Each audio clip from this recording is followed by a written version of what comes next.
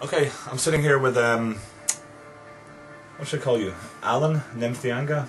Let's say Alan from Primordial, and they're currently on the crest of a wave due to their last album, To the Nameless Dead, as you can see here.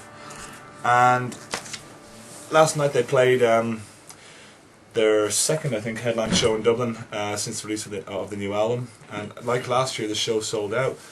The capacity was slightly increased this year to, I believe, 710 tickets or thereabouts, and it was a big success. So, how do you think the situation is now for the band, considering that's the second time in a year you've pretty much sold out a venue that at one point would have been well beyond your means? It's difficult to say, really. I mean, the first gig we played in Dublin was this year, 18 years ago. So, I mean, realistically, if you look at it, that's 6 albums, you know, on the amount of years that we've been around, you know, and being the biggest band from the country, you should really be able to play venues like that. It shouldn't be a problem. But I guess the way the infrastructure here has always, you know, never had any support for Irish metal or Irish metal bands, it is something of an achievement, you know. But no, I mean, it feels good to get some form of recognition from the country where you're from, you know? The public at large. And don't you think you talk about the fact that like there's no support really forthcoming from the government, and I think we discussed before the absolute different approach that the infrastructure here has towards let's say bands who are playing metal compared to somewhere like Norway, where there's massive support for bands. I mean, you have actually put in some work in the past trying to get some kind of support or funding from the government, haven't you? Well, I mean, I think it says it all really when, you know, we were expecting Grutla from Enslaved to come over for the gig, and then he, you know, he sent me a message and he told me, I can't come, we've been nominated for the Norwegian equivalent of the Grammys on the same night, so we can't come. You know, I think that says it all. The equivalent would be Primordial appearing at the Milk Awards or wherever in Dublin in the Point Depot alongside all Louis Walsh's cronies, you know what I mean? It just, and bedsit, acoustic singer-songwriters, you know? You're not too hopeful about that happening in the near future?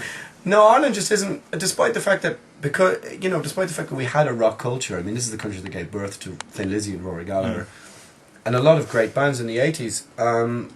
We got a bit of money and sold our souls almost completely. I mean, we're one of the few countries in the world that doesn't have a rock radio station. I mean, AC/DC can sell over 70,000 tickets for Punchestown Racecourse, but you'll hear some cunt who can't even fill Whelan's, which is 300 or 400 people with an acoustic guitar, 3 times an hour on the radio. Do you ever hear AC/DC on the radio? No.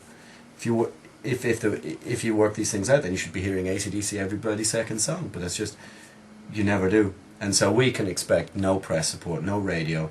You're not going to be nominated for anything.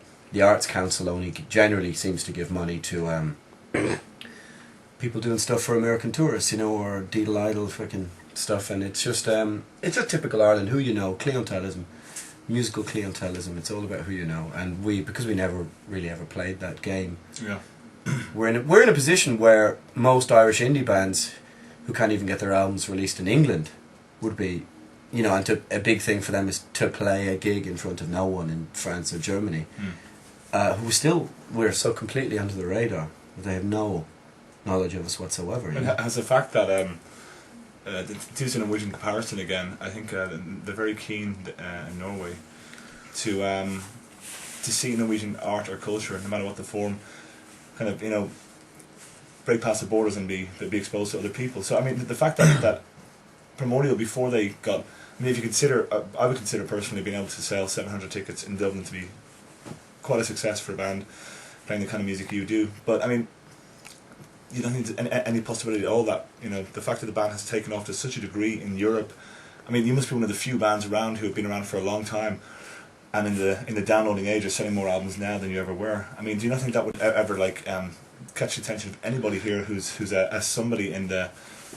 You think it would, but I think that we were trying to work this out, me and a couple of friends were talking about this, and I think what it is that if enough people who are into a certain thing are how can we say, in a position to tell other people what they should be listening to. Like an awful lot of people say, for example, in the indie music scene that I have generally nothing but spite for in this country, you know, Oxfam glam, fucking ballless, fucking pathetic rubbish. But enough of these people are writing for these magazines and tell people, oh, you should be listening to or this is what's cool and blah blah blah blah blah, because they've gone through the college system, they've got to a position where they're of a position to be able to, as I said, tell people what they're listening to. Music like what we play or any sort of other kind of music just is so completely derided as being, well, I mean, that's for idiots, so why would you listen to that, you know, kind of thing. So in that respect, you're so completely off the radar, you know. Yeah. But yeah, people do like it. I mean, Opeth can come here and, you know, do 2,000 tickets, and they'd probably sell a couple of thousand albums in Ireland, probably Opeth too. You know, maybe 2,000, a couple of thousand, you know. But there's, as I said, there's Irish bands who release their album in 1,000 copies in Ireland, tour Ireland to toilets every year, and we can go to Europe and play festivals in front of 20,000 people.